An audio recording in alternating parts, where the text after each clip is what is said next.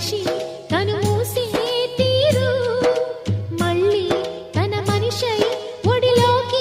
చేరు మమతానురాగ స్వాగతాలు పాడ నవ్వు